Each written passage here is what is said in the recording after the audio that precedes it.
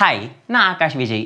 Actor ஆகணும் அப்படின்ற கனவோடு இருக்க பல பேருக்கு தங்களுக்குள்ளே தூங்கிட்டு இருக்க ஆக்டிங் ஸ்கில்லையும் ஆக்டரையும் எப்படி தட்டி எழுப்புறது அப்படின்னு தெரியாமல் கஷ்டப்பட்டுட்டு இருப்பாங்க. அப்படிப்பட்டவங்களுக்கான வீடியோ தான் இது. நமக்குள்ளே இருக்க ஆக்டரை நம்ம வெளியே எடுத்துகிட்டு வர்றதுக்கும், நமக்குள்ளே இருக்க ஆக்டிங் ஸ்கில்லை கொஞ்சம் இம்ப்ரூவ் பண்ணுறதுக்கும் நம்ம வீட்டிலேயே என்னென்ன மாதிரியான ஆக்டிவிட்டீஸ் பண்ணலாம், எதெல்லாம் பண்ணால் நம்ம ஒரு பெட்டர் ஆக்டராக ஆகிறதுக்கான சான்ஸ் இருக்குது அப்படின்ற மாதிரியான விஷயங்கள் தான் சொல்ல போகிறேன். எந்தெந்த மாதிரியான ஆக்டிவிட்டீஸ் பண்ணலாம், என்னென்ன மாதிரியான எக்ஸசைஸ் அப்படின்றதெல்லாம் தான் இன்றைக்கி வீடியோ நம்ம கவர் பண்ண போகிறோம். ஆல்ரெடி ஆக்டிங் ரிலேட்டடாக நிறைய வீடியோஸ் நம்ம போட்டிருக்கோம். ஆக்டிங்கோட பிளேலிஸ்ட் லிங்க் பார்த்தீங்கன்னா நம்ம டிஸ்கிரிப்ஷன்லேயே இருக்குது. நீங்கள் போய் பார்த்தீங்கன்னா ஆக்டிங்காக நம்ம போட்ட வீடியோஸ் எல்லாமே இருக்கும். செக் பண்ணி பாருங்கள், கண்டிப்பாக யூஸ்ஃபுல்லாக இருக்கும்.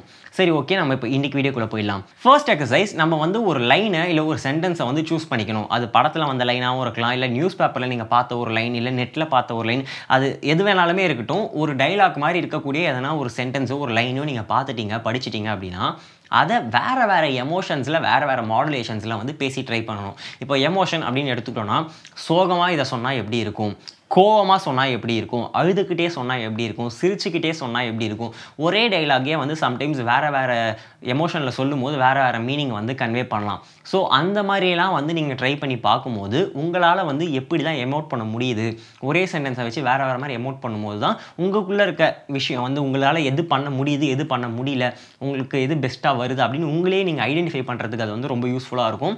ஸோ அந்த மாதிரி ஒரு சென்டென்ஸ் சூஸ் பண்ணிக்கோங்க. அதையே வேறு எமோஷன்ஸில், இப்போ எமோஷன்ஸ்னு எடுத்துக்கிட்டோன்னா 9 எமோஷன் இருக்குது. அந்த 9 எமோஷன்லேயே ஒரு ஷாக்கில் அதையே சொன்னால் எப்படி இருக்கும், ஒரு சர்ப்ரைஸாக அதையே சொன்னால் எப்படி இருக்கும் அப்படின்ற மாதிரி டிஃப்ரெண்ட் வெரைட்டியாக ட்ரை பண்ணுங்கள்.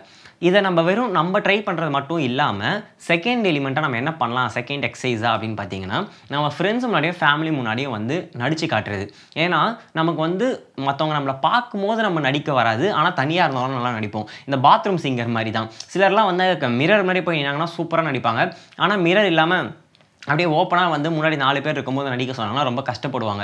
ஸோ அந்த ஒரு ஆளுங்க நம்ம பார்க்கும்போது நமக்கு இருக்கக்கூடிய அந்த ஒரு வெக்கம், ஷைனஸ், அது எல்லாத்தையுமே நம்ம போக்கி அதுலேருந்து வெளியே வரணும் அப்படின்னா ஃபர்ஸ்ட்டு நம்ம ஃபேமிலி ஃப்ரெண்ட்ஸுக்கு முன்னாடி நம்ம நல்லா பர்ஃபார்ம் பண்ணணும். அவங்க நம்மளை ஜட்ஜ் பண்ணுவாங்க, நம்மளை ரொம்ப மொக்கையாக நினச்சிடுவாங்க, இப்படின்ற மாதிரியான தாட் ப்ராசஸ் எதுவுமே இல்லாமல் ஃப்ரெண்ட்ஸ் முன்னாடி ஃபேமிலி முன்னாடி நம்ம ப்ராக்டிஸ் பண்ணதை அழகாக நடிச்சு காட்டணும். அப்படி நீங்கள் நடிச்சு காட்டும் போது உங்களுக்குள்ளே இருக்க அந்த வெக்கம் போயிடும். ஸோ ஷூட்டிங் ஸ்பாட்லாம் நீங்கள் போயிட்டு பல ஆர்டிஸ்ட் முன்னாடியோ இல்லை க்ரௌடு மாதிரி நடிக்கும் போது உங்களுக்கு ஒரு ஃபியர் இருக்காது. இல்லைனா அது ஒரு டேரக்டர் மாதிரி உங்களுக்கு நடிக்க சொல்லும் போது ஒரு கேமரா வச்சு நடிங்க அப்படின்னு சொல்கிறாங்கன்னா கண்டிப்பாக நீங்கள் ரொம்ப டிஃப்ரெண்ட்டாக ஃபீல் பண்ணுவீங்க. ஏன்னா மிரர் முன்னாடி நின்று நம்மளே பார்த்து ஒரு ரியாக்ஷன் பண்ணுறதுக்கும் நம்மளை பார்க்காம மிரர்லாம் எதுவுமே இல்லாமல் ஒரு ரியாக்ஷன் பண்ணுறதுக்கும் நிறைய டிஃப்ரென்ஸ் இருக்குது. கண்டிப்பாக அதை நீங்கள் ஃபீல் பண்ணியிருப்பீங்க.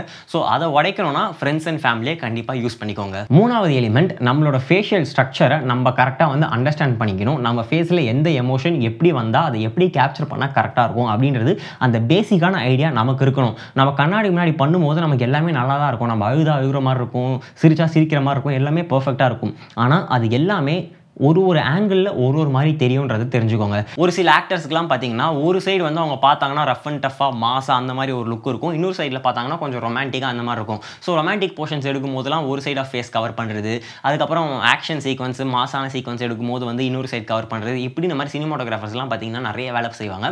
அதை நம்ம கொஞ்சம் அண்டர்ஸ்டாண்ட் பண்ணி எப்படி பண்ணுறது அப்படின்னு பார்த்தீங்கன்னா, நீங்களே நடிக்கிறத உங்கள் கேமராலேயோ இல்லை உங்கள் மொபைல் ஃபோன்லேயோ நீங்களே ஷூட் பண்ணி நீங்களே பார்க்கலாம் உங்களுக்கு எது நல்லா வருது. இப்போ ஒரு கோவமான ஒரு ஆக்டிங் நம்ம பண்ணுறோம் அப்படின்னா அது இந்த சைட்லேருந்து பார்க்கும்போது நல்லா இருக்கா, இல்லை இந்த சைட்லேருந்து பார்க்கும்போது நல்லா இருக்கா, டாப் ஆங்கிள் நல்லா இருக்கா, அந்த மாதிரி நம்மளோட ஃபேஸை 360 டிகிரிலையும் 360 கிடையாது, அட்லீஸ்ட் அந்த 180 ஃப்ரண்ட்டில் எந்த ஆங்கிள்லேருந்து நமக்கு நல்லா வருது, எந்த சைட் ஆஃப் ஃபேஸில் எது நல்லா வெளிப்படுது அப்படின்றத தெரிஞ்சுக்கோங்க. ஏன்னா நீங்கள் கோவப்படுறீங்க அப்படின்னா முழு முகமுமே கவர் பண்ணும்போது சிலருக்கு கோவமாக தெரியும், சிலருக்கு ஆஃப் சைடு ரைட் சைடு மட்டும் பார்த்தாங்கன்னா நல்லா கோவமாக இருக்கும், லெஃப்ட் சைடு பார்த்தாங்கன்னா அவங்க சிரிக்கிற மாதிரி இருக்கும், இல்லை அவங்க கோவப்படுறது அந்த 100% தெரியாது. ஸோ இந்த மாதிரியான ஃபேக்டர்ஸ்லாம் நிறைய இருக்குது. ஸோ நீங்களே ஒரு கேமராவை வேறு இடத்துல வச்சு ப்ளேஸ் பண்ணி நீங்களே நிறைய எமோஷன்ஸை ட்ரை பண்ணி பாருங்கள். எந்த சைடில் எந்த எமோஷன் நல்லா ஒர்க் ஆகுது அப்படின்றது உங்களுக்கே கண்டிப்பாக தெரியும். 4வது பாயிண்ட், இமிட்டேஷன் அப்படின்றது. நம்மளோட ஃபேவரட்டான ஆக்டர்ஸோ இல்லை ஆக்ட்ரஸோ அவங்களோட டைலாக், அவங்களோட பர்ஃபார்மன்ஸ் எல்லாம் பார்த்து நம்ம இமிடேட் பண்ணி நடிக்க பார்ப்போம். அப்படி நடிக்கும்போது நிறைய பேர் என்ன பண்ணுவாங்கன்னா, அந்த வாய்ஸை இமிடேட் பண்ண ட்ரை பண்ணுவாங்க, அந்த வாய்ஸ் மாடுலேஷன் கொண்டு வர ட்ரை பண்ணுவாங்க. ஆனால் அந்த பாடி லாங்குவேஜை ஃபோக்கஸ் பண்ணாமல் விட்டுருவாங்க.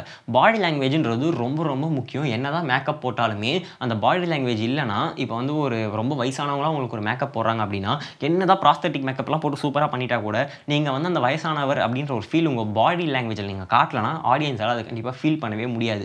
ஸோ பாடி லாங்குவேஜ்ன்றது ரொம்ப ரொம்ப முக்கியம். நீங்கள் ஒருத்தரை வந்து இமிடேட் பண்ணுறீங்க, சும்மா இப்போ ஸ்டார்டிங்கில் வந்து ஆக்டிங் ப்ராக்டிஸ் பண்ணும்போது ஒருத்தர மாதிரி நடிக்க பண்ணுறீங்க, அப்பயே வந்து நீங்கள் அவங்களோட பாடி லாங்குவேஜை சேர்த்து வந்து இமிடேட் பண்ண ட்ரை பண்ணணும். அதே டைம் நம்ம வந்து ஒரே ஆக்டரையோ இல்லை ஒரே ஆக்ட்ரஸையோ வந்து அதே மாதிரி அவங்க ஸ்டைலை ஃபாலோ பண்ணிட்டு இருந்தோம்னா, நமக்கு நேச்சுரலாக அவங்களோட ஸ்டைல் வந்து நம்ம உடம்புக்குள்ளே வந்துடும். அவங்களோட பாடி லாங்குவேஜை நம்ம வந்து யூஸ் பண்ண ஆரம்பிச்சிருவோம். ஸோ அப்படியும் இல்லாமல் உங்களுக்குன்னு தனியாக ஒரு பாடி லாங்குவேஜ், உங்களுக்குன்னு ஒரு ஸ்டைலை வந்து நீங்கள் வந்து ஃபிக்ஸ் பண்ணிக்கவும் வந்து தயாராகுங்க. அது இதுதான் என்னோட பாடி லாங்குவேஜ் அப்படின்னு சொல்லி யாரும் வந்து பிளான் பண்ணி பண்ண முடியாது. அது நேச்சுரலாக வரது தான். நான் இங்கே சொல்கிறது என்னென்னா, நீங்கள் ஒருத்தரை பார்த்து இமிடேட் பண்ணுறீங்க அப்படின்னு சொல்லி ஒருத்தரோட விஷயமே நிறைய பண்ணிக்கிட்டே இருந்தீங்கன்னா ஆட்டோமேட்டிக்காக அது வந்துடும். ஸோ அந்த மாதிரி இல்லாமல் பார்த்துக்கோங்க. சிலர்லாம் வந்து ரஜினியோட ஃபேன்ஸ்லாம் நிறைய பேர் பார்த்தீங்கன்னா அவரை மாதிரியே பண்ணுவாங்க. இது பண்ணுறது, முடியை இது பண்ணுறது, சிகரெட் பற்ற வைக்கிறது, எல்லாமே வந்து அவரை மாதிரியே பண்ணுவாங்க.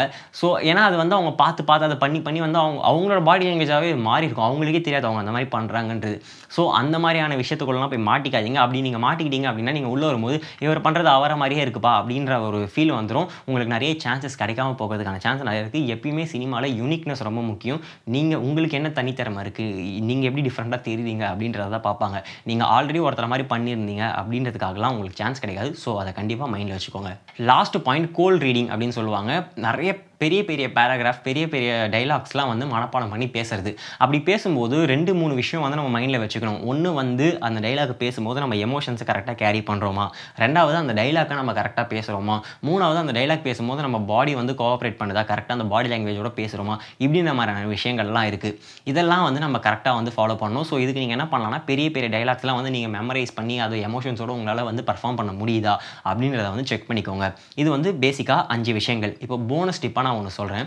அது என்னென்னா, ஃப்ரேம் முன்னாடி நடிக்கும்போது சம்டைம்ஸ் க்ளோஸ் அப் இருக்கும், சம்டைம்ஸ் மீடியம் இருக்கும். அப்படி இருக்கும்போது அந்த ஃப்ரேம்குள்ளே வந்து உங்களுக்கு நடிக்க தெரியணும். இப்போது சிலர்லாம் பார்த்தீங்கன்னா ரொம்ப வந்து பாடியை ஷேக் பண்ணி, உடம்பை ஷேக் பண்ணி அந்த மாதிரி வந்து பயங்கரமாக நடிப்பாங்க.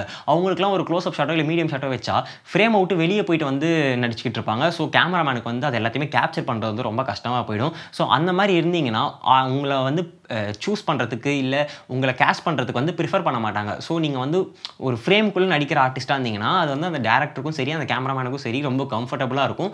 ஸோ அவங்களோட படத்தில் உங்களுக்கு திருப்பி திருப்பி சான்ஸ் கிடைக்கிறதுக்கான சான்சஸ் வந்து நிறைய இருக்குது. நான் சொல்கிற பாயிண்ட் வந்து என்னடா இது நம்புற மாதிரியே இல்லையே அப்படின்னு நீங்கள் ஃபீல் பண்ணிங்கன்னா, இது வந்து உண்மையிலேயே வந்து நிஜம்.